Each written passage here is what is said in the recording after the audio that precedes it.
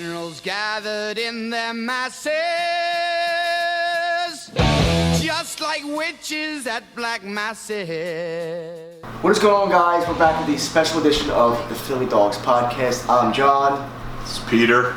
And welcome back to the Philly Dogs Podcast. Yes, sir. In person today.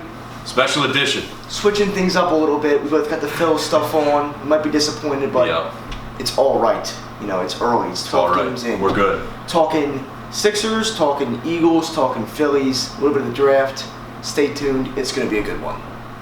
Okay, first on the agenda, Peter, the Sixers. There's 2 games left.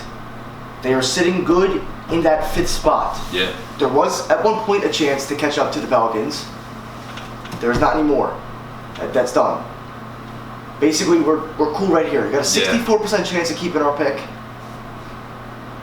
What do you see happening? Do you see us give your prediction? Do we keep it? Does Adam Silver find a way to, screw us over once again? Yeah. What do you think? I mean, honestly, the NBA will do whatever they can to screw over the Sixers. The NBA hates Sixers. And I think Adam Silver specifically. I mean, I know we got the victim mentality in Philly, but of course. I mean, whatever they can do, they will do. Wait, quick tankathon. Yes. Tankathon. Do one real quick. Live tankathon. You can show the viewers. I've done a lot. All right. I'm not gonna lie. I've got a lot of 7s. Utah 1, Toronto 2, Philly 3. Every simulation I've done, we get the pick every time. So that's saying something. We're feeling optimistic here. But then again, you are a very optimistic person. Yeah. I am not. So now, watch. I will hop on, and you're gonna get like 8. Oh, we're gonna prove it right now. Tankathon, Sim Lottery. We got 4. That might be a sign from the gods above. You're right. Wait, what's the percentage? What's the percentage that we get the pick we keep it 64. Well, what? So for the first pick, you get 30%. I think, right, as of right now. Right now, of keeping it, or never mind, I'm wrong. I think it's 8. We get 10.5%. I will take 10.5. I'll take it. That's better than what I thought. So, season has not gone according to plan, obviously. We have Jeff Doughton Jr. playing 30 minutes a night. We have Alex Reese, Jalen Hood-Schifino. Who? Exactly. What do you think the team will look like next year? Will Paul George be back? Will we see Embiid at some point? Is, guys like Drummond and Kelly Oubre, they're going to opt into their player options? Does Nick Nurse stay or does he go? I know a lot of coaches have been fired recently because of no reason. Taylor Jenkins and Mike Malone, playoff coaches. Exactly. Makes no sense. So what do you think? What early prediction on next year's team? Yeah, honestly, first of all, I feel like I've been seeing a lot of Daryl Morey hate. And I am not I feel like he didn't do an amazing job this year, but I think it's hard to really put all the blame on him. Correct. So I think that I think it's going to be Nurse that falls on the sword. But I think, if you look back, he drafted Bona. Bona's a real backup. I think Bona's going to be good for foreseeable future, and I think he'll stay on the team. I think Edwards, great undrafted pickup, Justin Edwards, he's going to play for them. I feel like Grimes, great midseason trade, honestly. I hated it. I love it now. A great midseason trade. I feel like they're going to have to pay him, which sucks, but he's been so good that it's kind of like they have to. Yeah. I feel like, so I feel like some of the moves they made were good mid-season, even though they sucked. It's just, looking back, the Paul George move was so bad in hindsight. And I feel like next year, given who they draft, I think the number one thing they got to do is try and get off Paul George, because 100%. I think that handicaps you so much, because he's getting paid what? 56, 54, 56, and then I think he gets $61 million in his 30-year-old season. So I think that they got to get off him, but it really depends on who they draft.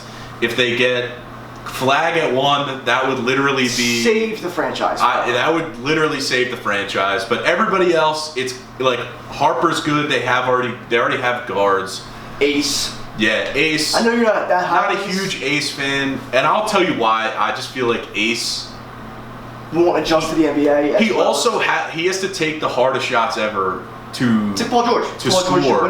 Yeah, but I feel like Paul George is more athletic than Ace was. I feel like Ace can turn out to be a great player, but he's sort of Jabari Smith to me, a little ish. Good call. Not as good, in college, but I think that, and he's a little bit better of a scorer, but I think what it really comes down to, and you can comment on this as well, I feel like it comes down to Embiid, honestly, because That's everything. and just like with Morey, they made the decision to pay Embiid, whether it was the right decision or not, which in hindsight probably wasn't. Yeah. It's kind of like the Saquon move, except Yeah. Saquon deserved it, and Yeah. Embiid didn't need it. I feel like it all comes down to that, because if Embiid can't play, they have so much money tied up into that, and if he's not going to play, it's going to be bad. So I feel like, look, going forward, I'm feeling optimistic about it, but it's really hard not to be pessimistic. Of course. What are your feelings going forward? So I'm gonna look up the Paul George contract while I speak. But it's tough. So it's 4 years, $211 million guaranteed. This year it's 49. Next year, then it's 51 next year, 54 the following, 56. And he has a player option that he can opt into that fourth year. So I mean, it's tough to feel any sort of hope for next year. I'm not saying the following year is Yeah. out of the way. Yeah. Next year it's kind of like Maxi's back. Okay, Paul George is going to be back. But like you said, everything revolves around McCain Embiid. as well. McCain's back. Everything revolves around Embiid. You could have Flag, Maxey, Paul George, McCain, Grimes, and Bono on your bench, Oubre on your bench, guys like that, Edwards on your bench. It's not going to matter. You're going to be a 6, 7, 8 seed, Yeah. and you're going to go out in the first round because Yeah. you don't have Joel Embiid. Yeah. And as cooked as Joel Embiid looked this year, he still averaged 25, 5, and 8. On one knee, getting doubled and tripled, not even knowing what was wrong. So Yeah. as we're recording this today, he just got arthroscopic surgery, and it'll be reevaluated in 6 weeks. We'll have to see what they say. I have seen, this is all hearsay Speculation, though. yeah. This is speculation from Twitter. Yes. So I don't take know. this with the tiniest grain of salt imaginable. Yeah, I mean, I've seen some stuff of actual like doctors talking about it, and what it seems like the arthroscopic surgery is kind of just like a Band-Aid. It's go in and see what's wrong. And get minor repair. It's a Band-Aid. I mean, his meniscus is destroyed. The cartilage isn't there anymore. Yeah. Like it's bad. It's really bone on bone. So I feel like having watched Embiid this year, I know you said his stats looked great, but damn, he was not the same guy. He was not even close to the same guy, and I feel like although he's been playing hurt for multiple years, obviously, This was the worst we've seen. it's pretty odd. Like his defensive decline this year was the steepest decline he has ever had, Yes. like in any part of this game. We are so used to seeing him be a dominant force on both ends. Yeah. He was getting scored on in the paint tremendously. Easily. With ease. Like, and Goga Patazzi was owning him in the paint. Yeah. Like, it's just, and you always think, like, all right, like, you know, like, he'll come back from this, he'll come back from this, and now It's like, Embiid, he'll turn it on, like kind of like, thing. all right, like, just give him a week, give him 2 weeks. He's always rusty coming back, but now it's like is he going to come back from this? It's a good If he question. gets a full repair, like the Lonzo surgery, where it takes a year or two, is he going to come back? What I would do is I would take the Kobe route. I'd go overseas and find some doctor in a foreign country who knows how to basically do a knee replacement and get your knee fixed. And then in terms of the team, I mean, like it's going to go nowhere. I think Nurse should. I think he should fall on the sword, but I don't think he will. I think You think they're gonna keep him? I think they really like Nick Nurse. If they didn't like him, I think they would have already fired him this season for how bad it's been already. Yeah. If you're going to fire him after the season when he lost 10 games in a row twice, why not fire him during it? Well, I feel like I think they're going to fire him just because ownership's going to be like, this isn't just Embiid. Yes. And I feel like with Nurse, looking back at the beginning of the season, I'm never one to blame the coach unless it's Doc Rivers. But I'm never one to blame the coach because I think that it's 90% players. Yeah. It's 90% players. The coach is important, but if your roster sucks, you're not going to do anything. But I feel like they had guys in the beginning of the year, like Paul George, Maxey played, and I know that some of the guys Morey brought in, I know I was singing his praises, but almost all the veteran guys he brought in were strikeouts. horrible. Drummond, terrible. Gordon, terrible. Reggie Jackson, terrible. So I know that it was tough for him that all the veterans were horrible. Right. But I think that he also could have done more. You saw there was no movement in the beginning of the year, and it felt like they had no idea what to do when Embiid wasn't on the court. Yeah.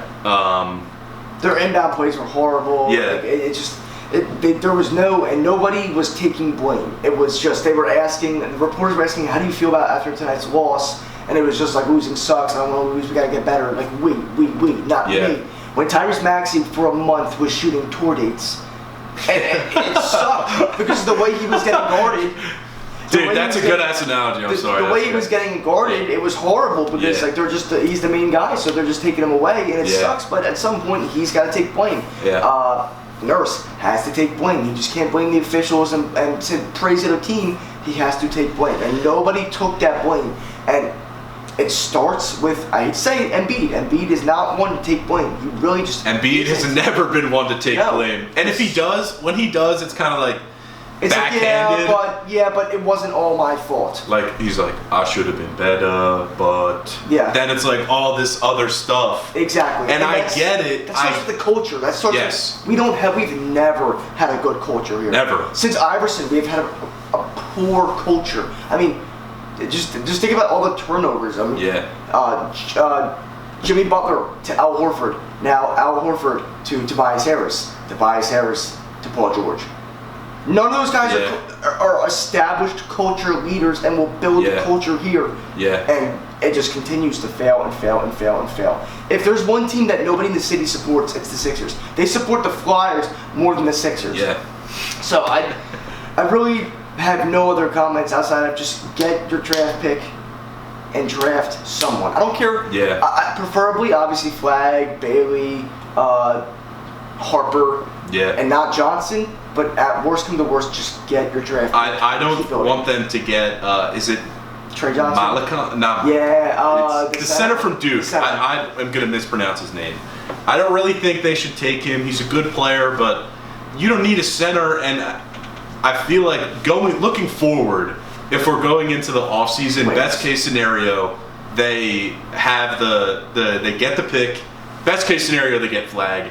That's very low. So we'll temper our expectations on that one. But if you bring in a rookie, you got some established guys around him with McCain coming back. Maxey will be back healthy. Hopefully, Embiid is a question mark forever. Yes. We'll never know. I'm just going to assume he's going to come back hurt. Okay. I'm going to assume he's going to come back hurt. And play on 50% like he has. And play, and then it's going to be like, oh, we don't know when he's coming back.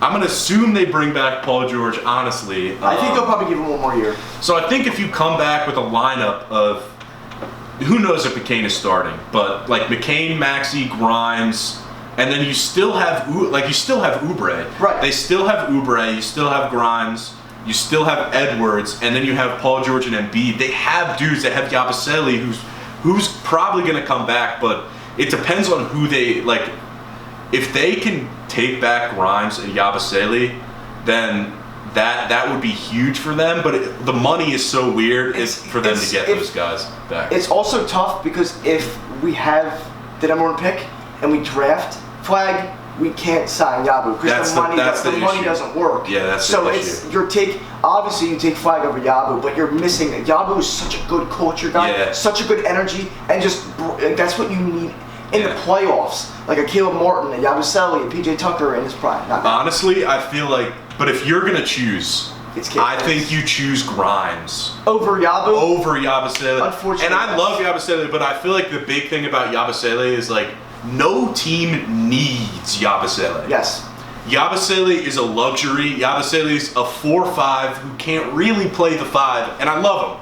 But let's be honest, he's not a 5, and that's okay. It's also a matchup disadvantage when you're playing teams like the Heat who run Bam and Kelly Winter and Boston who runs. It's a matchup advantage. He has some limitations, and I feel like Grimes. Obviously, Grimes will get paid a lot more than him. But I mean, you've seen the role players, like for example, Caleb Martin, who was coming out of having a great season in Miami, and then the Sixers signed him for nothing. So the mid level isn't really a thing. Like those mid-level guys in the new CBA, those guys just don't get paid as much as they used to. Like you don't see a guy like, who was it, Tyler Johnson, back in the day, getting paid like $50 million by anyone. The CBA is different now, so I think they can sign Grimes, but if you sign a guy, like if you have to sign the rookie, I think you choose Grimes over Yabusele. Sadly. But I also don't think that Yabusele's going to get that much money. He didn't play that good down the stretch. I think he'll get 8, 9. Yeah, I think it's like 8, 9 million. But in the It's- beginning of the year, we were like, oh my gosh, this guy's going to be 14. Yeah, 15. yeah. But now it's I thought he was going to take the whole mid-level, but So as the high. year came on, and we love him. This is not to trash Yabusele. This is just straight like Yeah. logistics and contract standpoint. It's like it makes sense. He's a good player, but he's nothing more than a role guy. yes, And he's nothing more than the 6 or 7th guy in the rotation. he's a great like 8th man. Yes. Great 7th, 8th man. He's not a 6th man. He's a 7th, 8th man, and that's awesome. Yes, and I don't think he's a starter in the NBA. Yeah, he's I not a don't starter in the think so. NBA, which is okay. Like Grimes, though, Grimes is probably a starter on a Yes. lot of other teams, and I think that he has shown something that he hasn't shown anywhere else. And I know that some team, because it's a team option, is probably going to throw him a bag, Yes. and that's the 30, real issue. Like 30, Yeah, and that's where it gets scary because Yeah. now you're talking like there is no way we are keeping him for anything more Yeah. than 25, 26. yeah. So I mean, that's something to be seen. But I'm feeling optimistic looking forward if they keep their pick. Yes. But that is a huge if. And I'm feeling good about it, though. I'm feeling good about it, and I think that going forward with the draft pick, with Maxey coming back, and McCain, we barely even Yeah. talked about McCain, Completely forgetting about him. and he's a great player, but also you have to temper your expectations with him because he was just a rookie. And You don't really know what he's what got. you're getting, especially with the limitations of the knee. Yeah. So it's tricky, but fingers crossed we get the pick. The race for ace, capture the flag, and we're moving on. And we have Capture the flag. good, optimistic expectations. for Come on this now. team. We're feeling good. Feeling good. We're feeling good right now if they get the pick. But if they don't get the pick, you We're done. might see We're me done. die on this Yeah, we're done. podcast. And that's okay, but it's a tough one here. Tough one if they lose it. But we're not even going to put that into the existence. No. We're not even putting that into existence. No. So. We're getting the pick. We're drafting Cooper flag. And we're Sixers back on top. All right, so we're going to talk about some birds here. Feeling good about the birds, obviously coming off the bowl. Looking forward, Johnny, Yes. into the offseason. How are you feeling draft-wise? I know there's a couple people still unsigned. How are we feeling going into this? Feeling great. Saquon extension, good. Hurts is about to get another extension, Yes, and sir. they're going to push back his money, so we got more restructured contracts. Feel good about the signing so far. I like Adoree Jackson, cheap, 1 year, $2 million. I like good that pickup, rotational too. guy. Yeah. Didn't pay 8 years for Rodgers, which I was Yeah. never doing.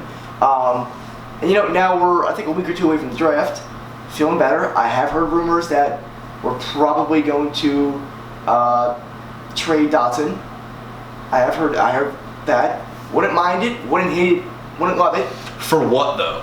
Probably a day 2 pick, like 4th. For Dotson? Yes. I don't think he gets that much. I think he gets a late 4th. Early 5th, late 4th. Dude, I think he's like a 6th-round pick guy right now. 6th or 7th. I He's trying to get off him, I feel like. He was. Yeah, He didn't get the ball, but like. That's another thing. Like he's also young. Like, He he's is. No, very he is still young. He is and his still ceiling is high for a wide receiver 3. Yeah. So, getting into the draft, pick 32. I personally, I want to stay there. Right. Yeah. I don't want to trade out. I want to stay there because you're not going to get a lot for a trade up. I have a big board up. Edge rushers, defensive linemen, because I think that's obviously who we're going to take in the first round. Howie Yeah. loves his defensive linemen. My go-to 2 guys, if they're there, edge rusher out of Georgia, another Georgia Bulldog, Mikael Williams, good win percentage That would in be terms huge. of rush. He's got a huge build, love it. Reminds me of like a bigger Nolan Smith. And then if you go to defensive lineman, obviously Walter Nolan, I want him. Now after his pro day and his combine, he's up higher. I would love to see Derek Harmon out of Oregon, Jr., 6'5", 310, good defensive lineman. His comp is Odigizua, so I mean that's fine. Plays nose tackle. I mean, so you just need to build up your line. You need to get younger because you know that Carter extension's coming. You know that Davis extension. He wants an extension. I don't know if I'd pay Davis Because he's going I to don't even know what you pay him, honestly. Because he's going to want 18, 19, 20, and I'm not giving just a Yeah. run stopper that money. He doesn't have production for No, that. exactly. He's a good first and second down guy. Yeah. You have to take him off the field in third down. That's why I'm not paying that money. Yeah. So I'm going to ask you an odd question. Tight end, second round. Are you trading Goddard for a fourth and drafting a tight end in the second round? This is a deep tight end draft. I'm going to pull up all the tight ends here so I don't mess any names up. You know, you have Loveland, you have Warren, you have Harold Fannin Jr. out of Bowling Green. Yeah. You have the dude out of LSU, the white kid. Yeah, I don't remember. Mason Taylor. So, I mean, you have a bunch of options here. Are you trading Goddard this year? Well, to be honest, what I would like them to do is trade up slightly and try and get Tyler Warren. And I just think Tyler Warren is going to be amazing, and I think he would be a great fit in this offense. He could literally do everything. And I think he's almost similar to Dallas Goedert. The way he runs the ball, he's a big dude, physical receiver that can block. And he's catching balls out of the backfield. But the thing is, the capital that you'd have to give up to get him is not You're going to have what to you move up want. like 16, 17 picks. Yeah, you'd have to move up a lot, and you're not going to trade Dallas. Like, Dallas wouldn't be a part of that trade because the team isn't going to be like... They don't want to take on that salary, too. Yeah, it's not worth it for a team. Like, you'd have to probably give up, what, a 2? A first, a 2, and then someone like... I don't even know. Like Ringo. Yeah. Like Yeah. a young player that Yes. has some value, but you're not trading him just regularly. Yeah, like probably the same value as a third round pick. Like in that, I think I would value Ringo as a late third, early fourth right now. Yeah. And he's only going to get better because he's going to play more this up. I know the Eagles organization is high. They like Ringo. Yeah, they like really Ringo. like Ringo. Yeah. That's why they felt okay with bringing in Dory Jackson as a solid rotational player, Yeah. and then letting Ringo get the reins as that core Yeah. 3. So I'm looking here. Warren, 6'6", 256. They say that he knows how to. He's like they made a comp to Travis Kelce and said that he knows to attack the zone. I mean, and box out say- defenders. I mean, that's also like Every tight end. to say like you want Tyler Warren. Everybody's saying this. Yes. Everybody wants Tyler Warren that needs a tight end. Yes. Almost every mock draft has him going within 12 to 17 in that middle area. Yeah, I think tight end right now is probably the Birds' biggest not need because they have Dallas, but Dallas is going to have to get paid soon. And he's also going to go down 3 times over the year. Yeah, he's going to get hurt. I love Dallas, Super Bowl champion. We love him here, but unfortunately, he is a year older than Zach Ertz was when Zach Ertz left. Yeah, and I think he could succeed. I think he could have a huge year he somewhere else. I think he could play 2 more years in his prime. Yeah. In his prime, give him 2 more years. Yeah. In let's say, a perfect example, like in Arizona, next to Trey McBride as that tight end too, or something like that. Or if you want to be a want, go to Carolina. Yeah, I mean, hey, they need guys. Exactly. Or Indianapolis. That would be a good fit there because they need a tight end really badly. Yeah. So but they also might draft. I've seen them drafting Loveland or Warren in that first or early second round too. I've also seen a couple mocks. This one has him going 14th, but Jihad Campbell from Timber Creek, Jersey native. He went to Alabama. He's kind of like a Nolan Smith type guy. I know they have him mocked 14 on the CBS one, but we're going to act like that's not true and that he's going to fall to 32. And I think that he's another guy.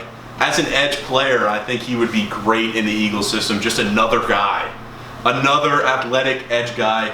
Although, like you said, I really think they need another interior defensive lineman. That's why Walter Nolan would be amazing if he fell. I think if he falls past 20, I would not be surprised if the Eagles snatch him up and draft at 21, 22. The only thing is, do you think Howie is willing? I know you said you don't want them to trade up. Do you think that Howie's willing to do that, considering all offseason they've been definitely, I would say, conservative? Yes. They did just win the Super Bowl, understandable, and they also, so you can't be mad about it. They love trading down, and they love getting more picks. Next year's draft, I don't know how many, we have an insurmountable amount of picks next year. So that's why it's tough. I don't think Howie will trade up if anything, I think we'll trade down. I don't want to trade down. Like, I don't want to go into the second round. So how many picks do they have next year? I know they have a lot. Let's look. Eagles, NFL draft picks. 2026. They're projected to have 12. That's So, a lot. Let me see how many they have this year. I think they have 8 this year. Stand by. Sorry for the... Stand by. I mean, I think that even if they had all those picks, I mean, you have a war chest that you can trade up if you need Right. to this year. Okay, yeah, they have 8 picks this round. They have 12 next year. Yeah, they have 'Cause 12 next the year. 4 comp picks they got for losing the 4 guys. Yeah, so I mean, I feel like that's huge for them, but also I feel like, as Howie said, you're paying Hurts a ton of money, you're paying Saquon a ton of money, you're paying AJ a ton of money, you're paying Lane, you're paying everybody. So I think that going forward, since they have all those guys under the cap, I don't see them making a big move to trade for somebody or sign a big free agent. So I really think they're trying to build through the draft now, a la like the Chiefs that they've been doing for years, although they haven't drafted so well lately. Like the Chiefs have been doing that for years because, I mean, they have Mahomes, they have Kelsey, they have so much money tied up in the top guys that it's hard to stay consistent. But the Eagles have been able to do it the last couple of years. They've drafted so well the past 4 years that I think that they feel confident enough, and I think Howie feels confident enough in his drafting ability that I don't think that he feels like he needs to make that big move anymore. So I think that I think they're going to stay pat. I would like them to trade up, but I'm not really sure. Also, if you look at our picks this year, after the first 3 rounds, we have 134, and then jump into round 5, it's 164, 161, 164, 165, 168. Yeah. So they're all within 7 picks. We have 4 picks out of an 8. Like 4 picks in the 5th round in the span of 8 picks. Yeah. So I can see them trading like 134, 161, and 168 to move up to like 120. Yeah. Or something like that. Because like last year when we moved up to when we moved up to early in the second round to pick Cooper, and we traded 3 picks to get him.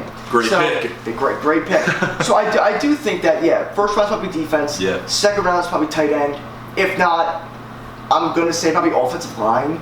We know how he loves to get offensive line in this second round. Yeah, and I feel like that's not a terrible move because it's never a bad idea. Like, you don't know how good Steen's going to be coming in, replacing Becton. Yeah. Because that's a tough loss. No matter how much Becton could be annoying sometimes, he was great for us. He made some mistakes, but he was a great player for us. Best run blocker in the league. Best run blocking guard in the league. Yeah, he was a great player for us. So I feel like that's going to be a tough loss. And I like Steen. But I think that if they got another guy like 3rd round, an offensive lineman, that'd definitely not be a terrible idea. Yeah, that Stalin could definitely build up. Stalin University, come on. So I mean, I'm feeling optimistic about it. I think that the O-line pick in the 3rd round will be good. But like you said, D-line, tight end, I think that's what they go. I mean, I could also see them going safety. Like, I feel like that if Malachi Starks is there at 32, and he's the best available, you do take that. It's not a need, it's just a luxury. Now you can build your safeties all over again. You don't have to rely on Sidney Brown coming back from injury. Yeah. It's the jump from Sidney Brown to Malachi Starks is bigger than your jump from if we go Jalen Carter and Jordan Davis to someone like, I forget who I even said, the defense tackle out of Oregon. Walter Nolan? No, not Nolan. Not Nolan. That would be insane. Like, Nolan's amazing. Yeah. Like a early second kind of talent defensive lineman. Yeah. Versus like Malachi Starks, who is probably the 2nd or 3rd best safety in the draft. Yeah, and I feel like also we talked about before we started recording, Justin Simmons is also a guy that's still out there. And I would love that. I've been highlighting for 2 years now. Yeah, he's a huge Fangio guy. Yes. I mean, you'd hope it wouldn't be a Kevin Byard situation. You'd pray to God. Where he comes in and sucks after being such a big name. But I feel like if they can get him for cheap, he's still on the market. So you know that he's probably not going to get a lot of money. Right. So He only signed 1 year for $7.5 million. I can't see him getting more than that. And he was a good player. I mean, he was a good player last year. I would give him 8 at most. I'm not getting him anything more than what he is paid now because he's not going to get better. Yeah. So I feel like that's also another option. But like we said, Howie is trying to not make those big swings. Yes. But I feel like that is a move that it's not going to hurt you in the long run, especially if you sign him to a 1-year deal. Yeah.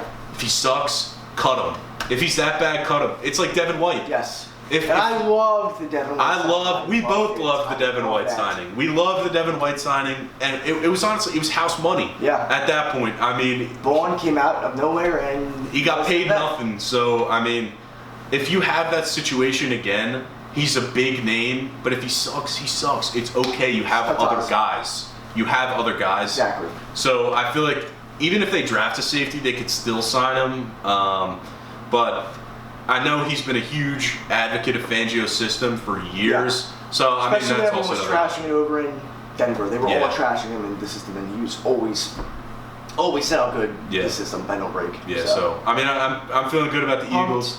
So 2 weeks away from the draft. 2 weeks, right? I'm almost positive it's 2 weeks. NFL draft. I think it is. Stand by again. NFL draft. April 24th. Yeah, so 2 weeks away, 13 days. So, you know what?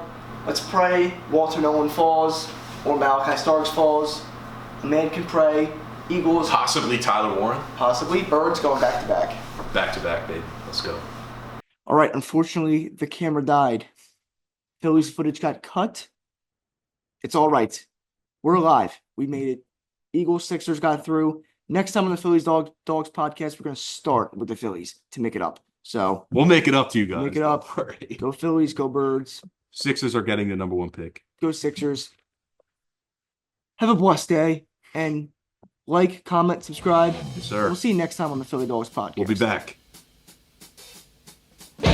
In the fields of bodies burning, as the war machine keeps turning,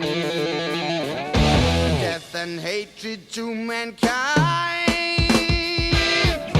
poisoning their brainwashed minds. Oh,